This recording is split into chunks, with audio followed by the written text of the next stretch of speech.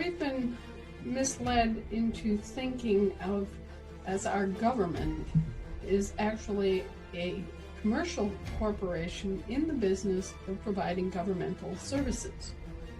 We're all familiar with commercial corporations and how they operate. And the only thing different about this commercial corporation is that it has impersonated our actual government. And it has been operating under color of law for 150 years. They pulled a switcheroo back in the wake of the Civil War, and people just never understood what happened and really weren't educated or told what was going on. That goes to prove to you just how ignorant we've been kept, and how many people, even people that are relatively high up in the government, don't realize what they're really dealing with. Yeah, well, you're wondering how are they getting away with it? And there's a simple answer. They're operating under Roman civil law.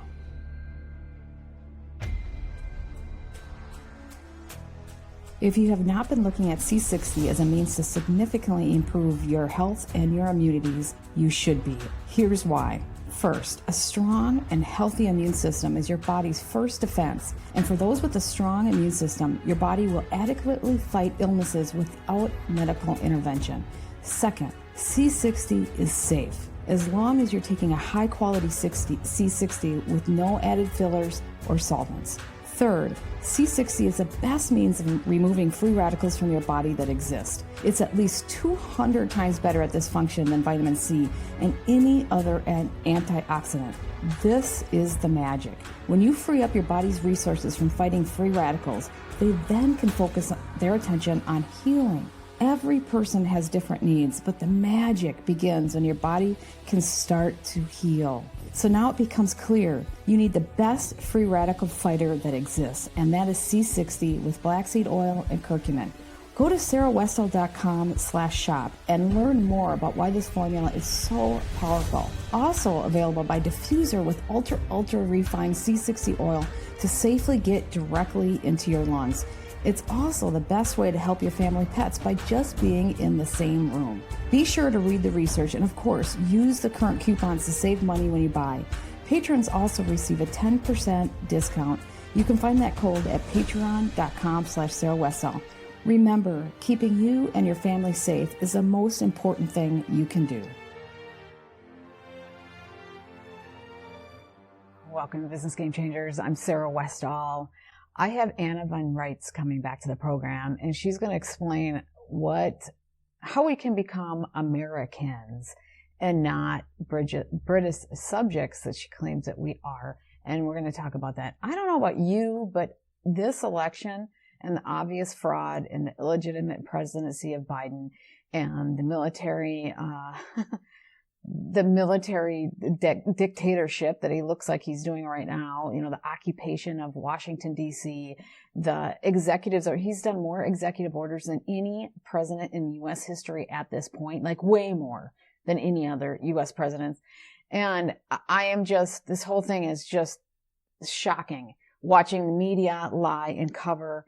I mean, if you're not, traumatized into saying something is fundamentally wrong here, then you haven't been paying attention. And that's why I wanted to talk to Anna, and I want to find out what the heck. I want to be a sovereign citizen. I don't want to be controlled anymore. I want to get my rights back. And she says it's not get your rights back, it's to exercise your rights. And she corrects me. And so she's going to explain. This is a interesting, very good conversation. For people who don't know who Anna Van Reitz is, she has been working on common law. She's saying that the United States, we need to get ourselves back to being United States citizens, not citizens, to be one of the people of, to be an American. And that I'm not talking right. The language is very important. Saying every little thing is the details, saying it properly. And she corrects me when I don't. And it's good. You'll learn throughout this. And I'm going to do it. It's a 1-page form. There's an assembly formed in my state. I'm going to go forward and do this and say, I want to exercise my rights. And I'm tired of what I'm seeing here. And I don't like the fraud and the corruption and the abuse of all of us, whether it's COVID, whether it's this election, whether it's the human trafficking, all these things that they are not doing right. And she's saying they were hired as a corporation to run the government for us, and they should be taking direction from us, and we have not done our duty. And she's going to explain that to us. But I want to warn you, before you get into this, I want to apologize. I am using the wrong microphone. So I don't know how good I'm going to sound throughout this interview. And so I apologize. I think it's okay. It's just not up to what I like to have as a standard. So I was using the good old, I was using the wrong microphone. That's all I got to say. And I want to tell you also, my Patreon was taken down, suspended, and so I have another site that is up. I'm just finalizing the ability to do subscriptions. It's going to be truth.sarahwestall.com. It's going to be under that. And I also have a website that's already been, a domain that's been created. So if this thing ends up going into something more and becomes a life of its own, because it is a whole system like Facebook. I mean, we have our own whole rich environment to ourselves. And I'm hoping people will engage and really talk about truth and different things and topics that you're not allowed to talk about in public on these other forums without having problems. And you can do it in a private community. And I'll also be posting my exclusives, and people who are members will get discounts on products and all those things. But I have a domain called ebonier.world, because I think it's a worldwide initiative, but ebonier.world. And Ebonier means truth in Javanese, which is the country of Java or Indonesia. And my daughter, being honest, of all the different names that we came up with, my daughter thought it sounded the best. So she goes, "Oh, that sounds cool." So I guess that's why we picked it. And I think it kind of sounds cool too. So ebonier.world is what it'll eventually be. But right now, and maybe I'll always be under my domain, truth.sarahwestall.com. And people will be able to register there. But right now, it is still in beta form. And once you will be able to register, you'll be able to go to sarahwestall.com/subscribe, and all of that will be under there, and it'll be really straightforward for you. It's in beta mode right now, so just give us a couple more days. By the end of the week, it'll be done before the end of January. If it's February 1, it will be up, so you can count on it. So actually, I want it done by the end of the week. Anyways, okay, and I want to remind you the masks. I have more different styles, more things that you can pick. Be a walking billboard. Tell your governor that you're as useless as this mask. Or tell people this mask is useless at stopping COVID-19, and so is yours. Those are the kind of masks I have. So look at them. They're fun, but they're serious in the sense that it's real. It's good to have a walking billboard. They're forcing this crap down our throat. It's not good science. We all know it. In my state, and I know other states are like this, they're forcing young adults and kids, high school students, to wear masks when they play games and they exercise. They're passing out. They're throwing up. It's ridiculous. It's abusive. They are abusing the people, and it's just they've gone over the rails, and we're all seeing it. And so hopefully you can wake up more people with these masks. So anyways, you can get that at Sarah Westall under shop. Let's get into this really good conversation and interview with Anna von Reitz. Anna, thank you so much for rejoining the program. I really appreciate it. No problem. I have a lot of questions for you. I started thinking after the obvious coup and Biden cheating on this election, and that Donald Trump obviously won and they had to fix the whole thing. Then after that, the courts were in unison, not willing to listen to the case. That made me think, I know there's blackmail, I know there's bribery, but is blackmail and bribery enough to have all the courts in unison not listen to a case that had over 50,000 affidavits? And it was just this incredible situation. How do they control that? Looking at common law and everything that you've been doing, how does that work?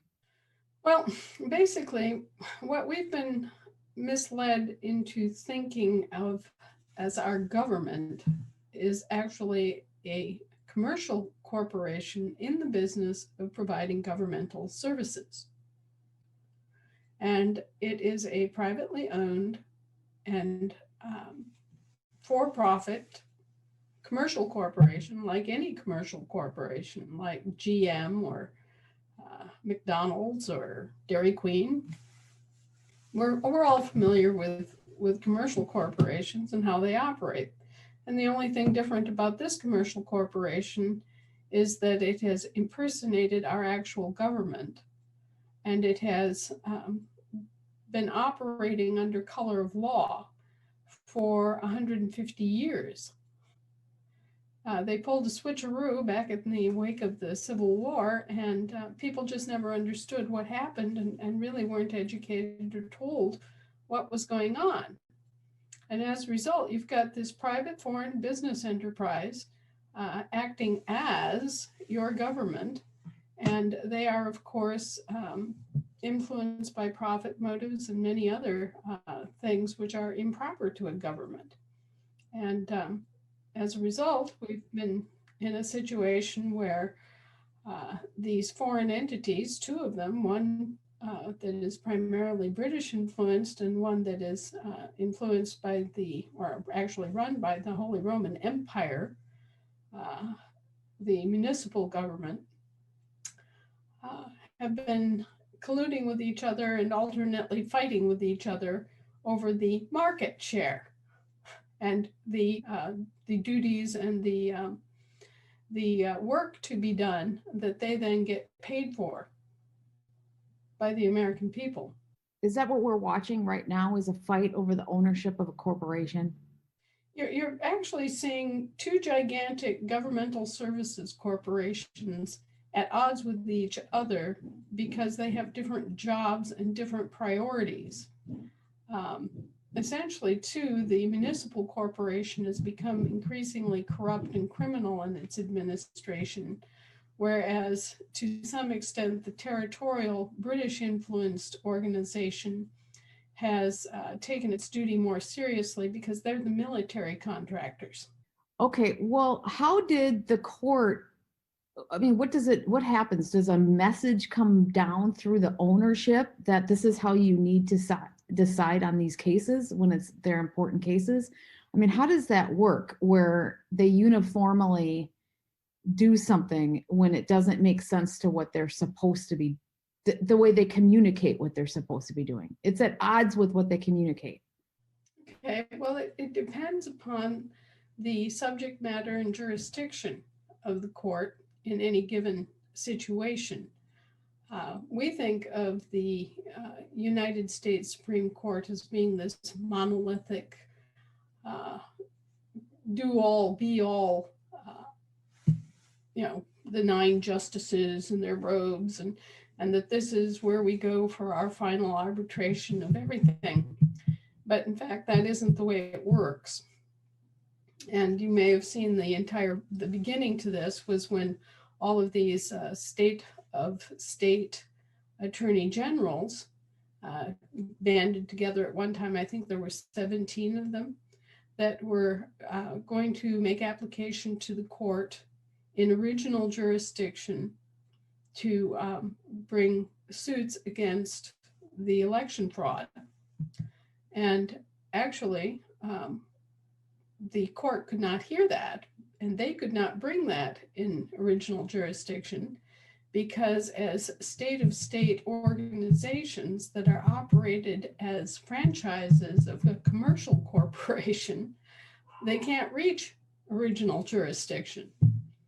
You have to have standing in order to enter original jurisdiction to bring a case in original jurisdiction before the Supreme Court. So there's a block there that even the state-of-state attorney generals were not aware of. That goes to prove to you just how ignorant we've been kept and how many people, even people that are relatively high up in the government, don't realize what they're really dealing with. And so it's, as a corporation matter, it's inside that corporation. And it's a private corporation, so their internal tribunal functions as a court for that corporation are limited by the subject matter and jurisdiction that they can hear related to any given question or issue. Would the management of the ownership and management of this corporation be able to tell them how they should be deciding on a case? Well, since 1991, there hasn't really been any other restriction set upon the courts except to have direction from their corporate masters. In 1991, and I argue that this is null and void anyway, it's all null and void because it's all ultra vires activity on the part of the members of Congress acting in capacities that were improper or misrepresented to the people ever since the 1860s. Okay? Exactly. Yep. So it's all just bunk. But back in 1990-91, the Congress changed the oath that the judges take, which required the judges to act in ways that were in agreement with the Constitution. And what that did was it detached the judicial branch from the constitutional obligations, but did make that remained because of their employment and because of their conflict of interest, because they're employees of these corporations, it did then essentially place the judiciary under the thumb of the Congress. And so the Congress has been playing crack the whip with the judiciary ever since.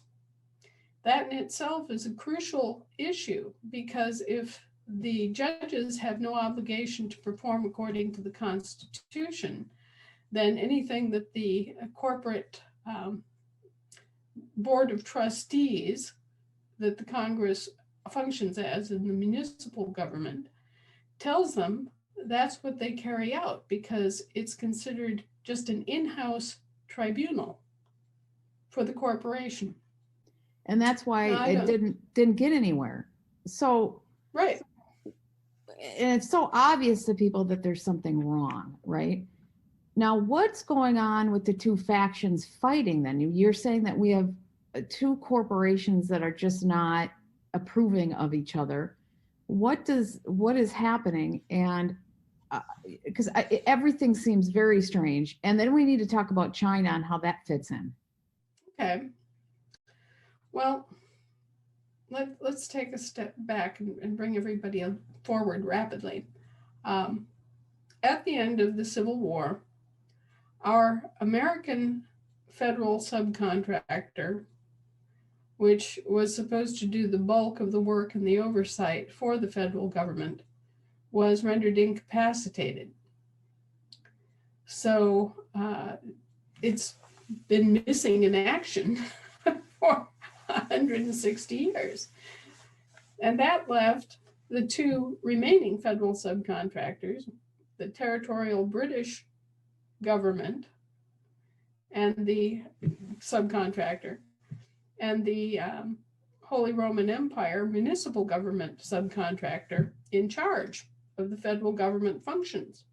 And that's the source of the emergency and all of the declarations of war, which are actually all commercial conflicts, mercenary conflicts, that have taken place since.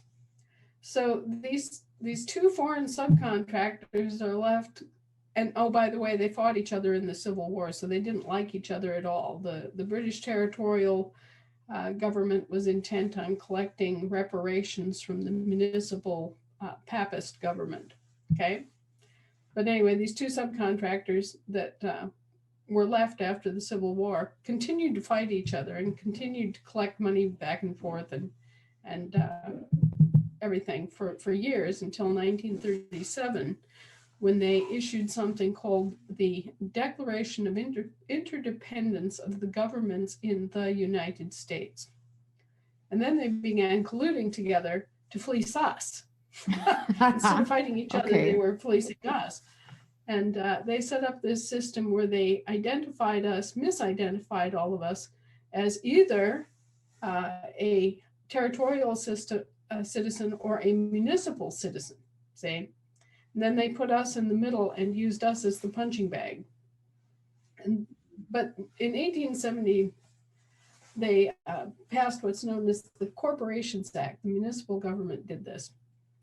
And the Corporations Act is an usurpation against our government and against our constitutions and against commercial law and international law, because we never gave the Holy Roman Empire entity the right or duty to create corporations for us. You're saying the whole thing is fraud and illegal? Yes, it's all bunk. It has. I mean, they're lying to us, obviously, constantly on everything. Yeah. The elections, none of them are real, it looks like, if this is the case. I suppose they make some real just because they don't care about them, but the ones they care about, they fix. Now, question for you, what do you think is going to happen? Because at this point, it seems that something is going to happen or there's going to be a complete breakdown. Well, think about this. The British territorial government has a function related to our military. The British monarch, by contract, is our trustee on the high seas and navigable inland waterways, and has a responsibility, a duty, to protect us on the high seas and navigable inland waterways. And as a result, on the high seas and navigable inland waterways, the command of the U.S. Navy and the U.S. Marine Corps lies with the British monarch and nobody else. Okay? On land, the responsibility for that lies with our government, but specifically with the U.S. Army, which as an entity in and of itself has been entrusted with our safety and defense since 1863, when Lincoln issued what is known as General Order 100. And all of the branches that have derived from that, from the U.S. Army, including the Air Force, are under that whole hegemony on the land and around the coastal waters too. So we do still have control of our Coast Guard, or should have control of our Coast Guard within the perimeter of the coastal waters. So those are things that are sorted out from the Civil War and have never changed. We've been under a armed encampment throughout this entire country ever since the Civil War. It's simply been our own army that has been encamped. The occupation has been controlled, however, by an international military protectorate because of the role of the British monarch as our trustee on the high seas and navigable inland waterways. Okay, so we've been under martial law since 1863, and once you really realize that, everything begins to make a lot more sense. Now, the obligation of the British territorial subcontractor is to protect us and to protect our interests in a military sense. And so you're seeing what is known as the USA Inc. at odds with the Pope's municipal government, which has become radically profit-oriented and communistic in its viewpoint. So they ran up a huge debt, basically siphoning off payments that were supposed to be made to China in exchange for Chinese goods. And if you can imagine the trade between the U.S., meaning the municipal United States, and China as a pipeline, like an oil pipeline, it has a beginning and an end point, right? And the goods and the money can flow either way, right? So the Chinese fill the pipeline with goods. They're received by the U.S. we pay for them at the cash register, but then the money that we send back arrives in China and gets siphoned off by Chinese generals and party hacks and whatnot. And this appears to create a giant debt, even though we're paying for the Chinese goods, right? Yeah. Okay, so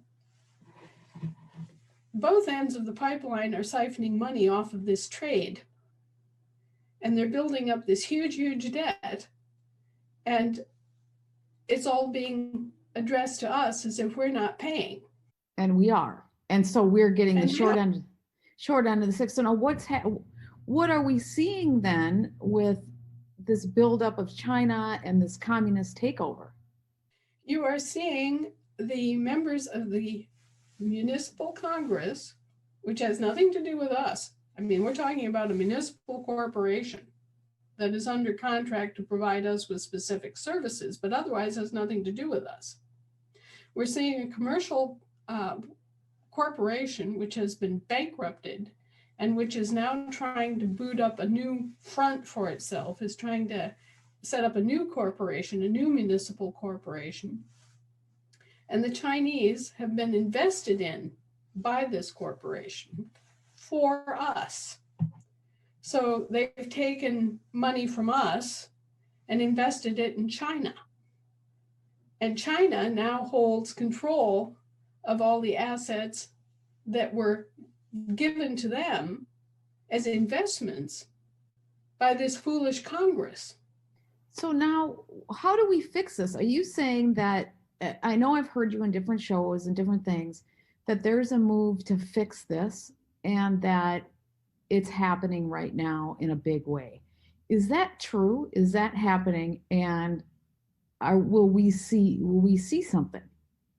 Well, we have to see something come out of all of this, because when you start discussing this, it becomes readily apparent that vast amounts of crime have occurred. It's incredible. And vast, yes. Oh yeah, and vast usurpation of powers, misrepresentation and fraud.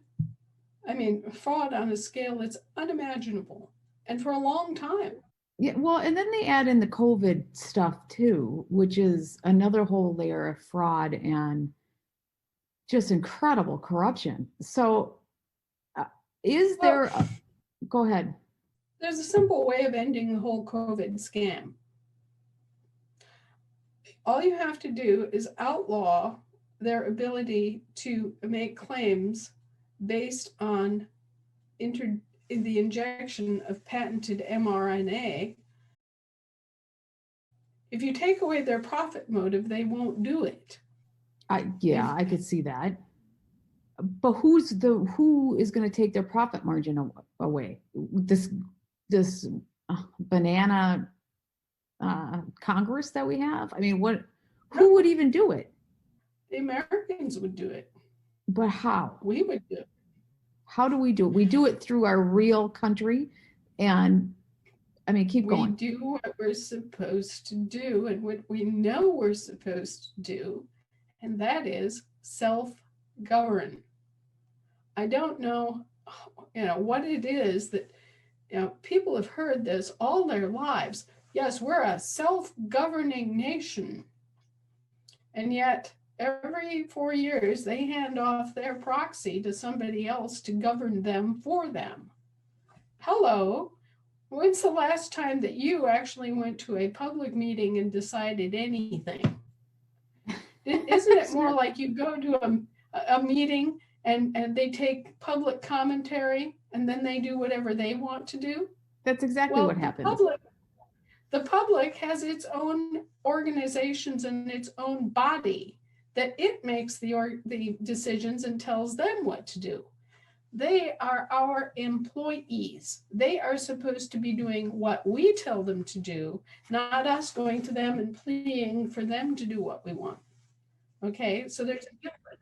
Even with this contracted corporation setup we have, that's how it's supposed to work.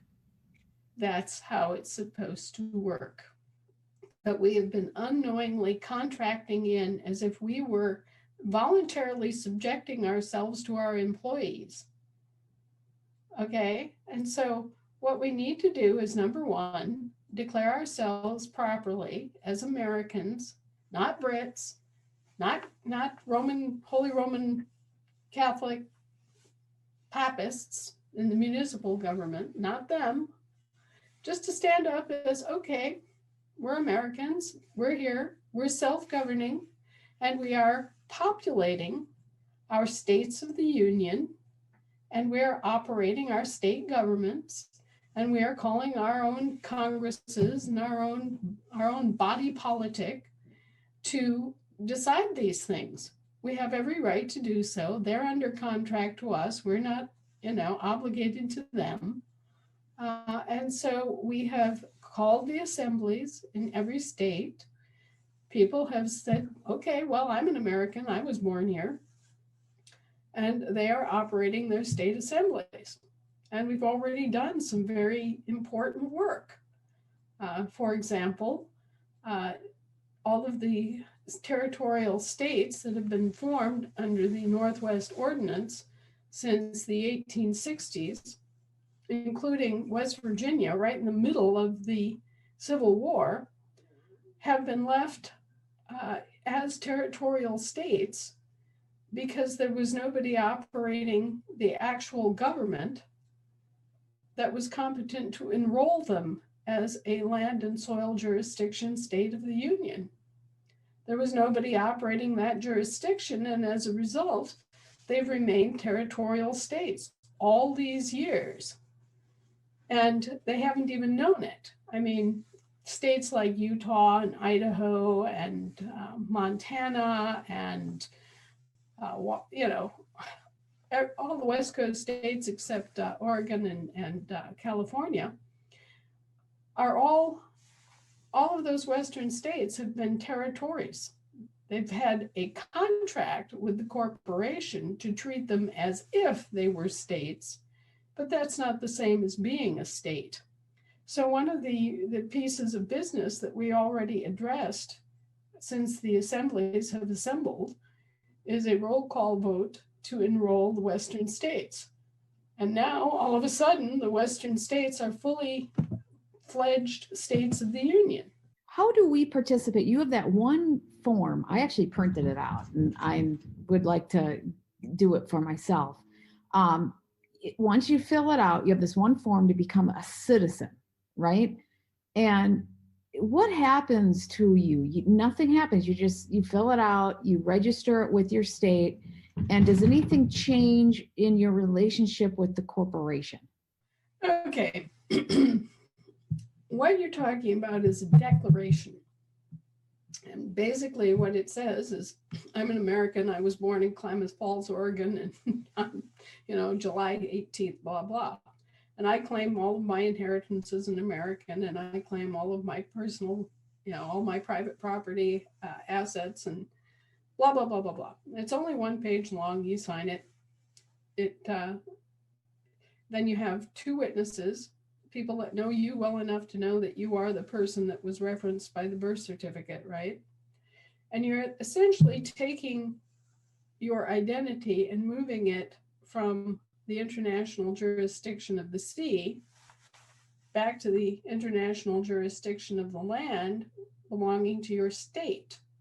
You're placing that entity, that person, under public law, all right? It doesn't matter where you're standing, you still have rights, but in one situation, you are being protected by the British monarch and being forced to act as a British subject. And in the other position, you're acting as an American standing on the land of your state. And you are then an independent sovereign. Okay? And you're not a citizen of your state unless you take that on as part of your responsibility to self-govern. There's a difference. People aren't aware that there's a difference between a national and a citizen. We are all born on a particular state. Okay, say I was born in Wisconsin. Okay, I'm a Wisconsinite. I'm a Wisconsinite from the day I was born until the day I die. That's my nationality. We take our nationality from our states, not from some big polyglot of all the states joined together, but from each individual state. So, in a broader sense, I'm an American because I'm a Wisconsinite, and Wisconsin is part of the United States of America, right? Yeah. But when you get right down to brass tacks, I'm a Wisconsinite, I'm an American, and that's all I have to be. I don't have to have any obligation to the government as a whole other than keeping the peace. So that's a national status. I'm a freeborn woman. I get to decide whether I'm going to serve the state government or not as a citizen. Okay, I have no obligation to the government other than keeping the peace. As long as I don't go out and hurt somebody or destroy their property, I can do what I please. All right? A state citizen. Would you be subject to the laws that they create then? No, not really. What happens is that laws are created by legislatures for citizens, for people who are actually administering the government in some regard. A citizen, the very word citizen comes from city, which refers back to the municipal government and the city of Rome. Okay, city government all comes from Rome, Roman civil government, blah, blah, blah, as far back as we can see. And so when you say that you're a citizen, you're saying that you have an obligation to serve the government in some capacity. And so those of us who are not citizens don't have that obligation to serve the government. Now, as nationals, we can still self-govern. We can still take part and we can still maintain and have a voice in what happens in our state, right? Yeah. But we don't have a specific obligation to the government. Well, when the government forces you to pay taxes, the federal taxes, those kinds of things, are you obligated to do that? If you have federal income, you have to pay a federal income tax. But if you're not an employee or dependent of the federal government and you're not receiving federal income, you don't owe any federal income tax and never have. And how about the state tax? Is it works the same way? Like if you don't work for the state? Under this current crazy system that they worked out, all of the state entities are not the state. They are business enterprises that provide governmental services for a state trust that was established after the Civil War, which is controlled by foreign entities again. So these state organizations tax people for the services, and they also then decree and demand and create those services without direction. So it would be like you hire a housekeeping service, and your instruction to them is that you're supposed to sweep the floors and mop them as needed, and dust the furniture, and make sure that the furnace is kept on at 68 degrees. Whatever instructions you gave them. You leave. You're gone. Nobody knows what happened to you. And so the housekeeping staff over time decides, well, we got to add cleaning the rain gutters, and we have to do carpet shampooing, and we have to do pet waste removal. And they start adding all these additional services, right? And they are charging you, they're charging your trust, your state trust, for all these additional services. And as they are racking up all these additional services, of course, they're making more money. So they're highly motivated to continue this process of selling you more and more and more services and charging your state trust more and more for them. And what they do then is double dip. They not only charge your state trust for performing these services, they charge you for performing these services. So they get paid twice. Sometimes they get paid 3, 4, 5 times for the same services. So where does this money go? Who is collecting and making a haul? Well, the banks are first and foremost. The insurance companies are. All of the securities brokerages are. All of the state organizations are. All of the agencies of the federal government are. All these guys are on the take one way or another. But how about the people? Who are the owners of these corporations? And are they the very wealthiest in our world that we just don't know, or what? Well, the Queen is the Queen of the Commonwealth, right? And the British territorial entity is a Commonwealth entity. So the Queen siphons off all the profit from the British territorial entity, and the Pope gets a cut. And with the municipal entity, the Pope is the major recipient, and the Queen gets a little dab, and they collude this way, so that the Pope and the Queen have been making out like bandits and leaving us to pay everything. In fact, we have had to pay for 2 complete layers of government. For example, you have the Internal Revenue Service, which is the territorial version, and then you also have the IRS, which is the municipal version. And we have been billed for the services of both. And you can take that all the way down the line. There's the Department of Labor, the United States Department of Labor. And then there's the DOL. And that's, again, the territorial government and the municipal. No. So the abbreviated form is different than the long version form, and we pay double. Right. This is right. The thing is that is so hard for people. It's kind of like you tell a massive lie and then you hide it. You don't talk about it. That's what's so hard. Is people have a hard time with huge lies because people wouldn't. How could you possibly lie that much? That's why it works when you tell a huge lie and you keep saying it over and over and over again. From a marketing standpoint, they eventually believe it because they're thinking nobody would ever lie like that. The same thing works in opposite from a psychological standpoint. If you do a huge lie and then you hide it, nobody believes it as well because it's just nobody would do that. That's the psychological thing that's going on here. Yeah, well, you're wondering how are they getting away with it? And there is a simple answer. They're operating under Roman civil law.